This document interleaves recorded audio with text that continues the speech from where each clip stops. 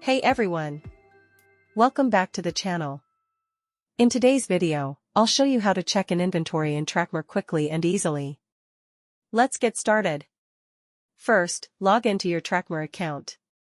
Now, go to the inventory drop-down, which you can find in both the top menu and the side menu. From there, select Check an Inventory. You'll be taken to the Check an Inventory page, where you need to fill in the required details to check in your inventory. Enter the inventory code, check into area, and check into location. If the area or location doesn't already exist, just click the plus icon next to the field to create a new one right away. Then, enter the quantity of the items you're checking in.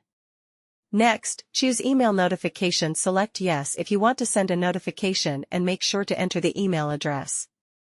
Or select No if you don't need one.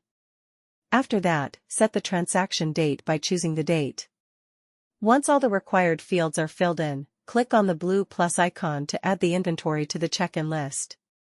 Finally, hit the Save button to complete the process. If you want to view your recently checked-in inventory, click on the orange button at the top right corner labeled Transaction History.